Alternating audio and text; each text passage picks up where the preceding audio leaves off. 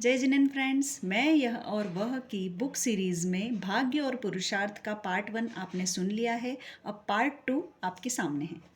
चाय बेचने वाला प्रधानमंत्री बन जाता है, बचपन में मांग मांग कर पुस्तक पढ़ने वाला राष्ट्रपति बन जाता है।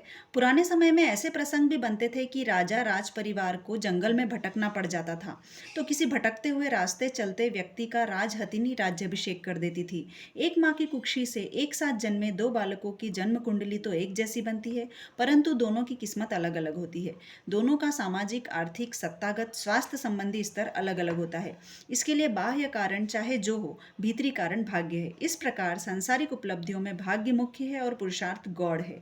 प्रधानमंत्री बनने का पुरुषार्थ तो सैकड़ों लोग करते हैं, पर चाय विक्रेता का पुरुषार्थ ही सफल क्यों हुआ? उन सैकड़ों लोगों से, इसका भाग्य तीव्र होने से। आत्मा के कार्य अर्थात धर्म आराधना के कार्यों में भाग्य गौण होता है और पुरुषार्थ मुख्य होता है, क्योंकि धर्म आराधना भाग्य नहीं करवाता। जीव स्वयं वर्तमान में धर्म आराधना करे तो आराधना होगी। भाग्य ने उस जीव को मनुष्य बना दिया, अच्छे देश में, अच्छे कुल में, स्वस्थ शरीर वाला बना दिया, परंतु जीव यदि धर्म आराधना का पुरुषार्थ करे ही नहीं तो उसके धर्म होगा ही नहीं। सौभाग्य अर्थात आत्मा में स्थित शुभ कर्म या पुण्य कर्म, ये कर्म पूर्व के शुभ पुरुषार्थ से आत्मा में संचित हुए थे। सौभाग्य का तीव्र उदय होता है तो व्यक्ति उल्टे कार्य करता है, तो भी वह सीधे हो जाते हैं, हानि के बजाय लाभ हो जाता है। जैसे यदि दुर्भाग्य का तीव्र उदय हो तो उस समय सही कार्य भी नुकसान कर जाते हैं। जैसे मोहम्मद बिन तुगलक ने व्यवस्था की दृष्टि से सही कार्य किए, परंतु दुर्भाग्य से वे नुकसानदायक सिद्ध हुए।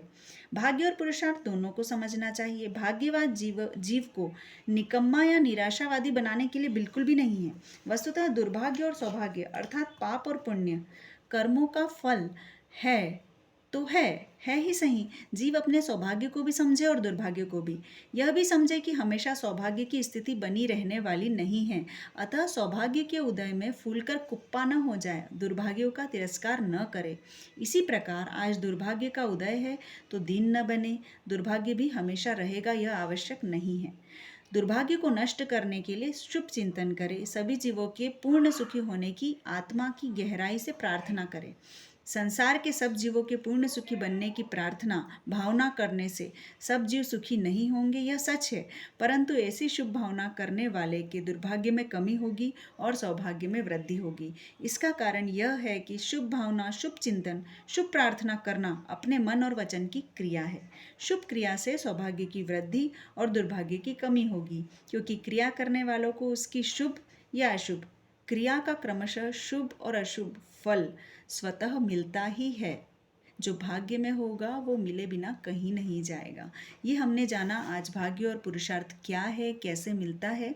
अगले वीडियो में हम देखेंगे एक समान सारे जीव संसार के कैसे सुखी हो सकते हैं। Thank you. जय जिनेंद्र।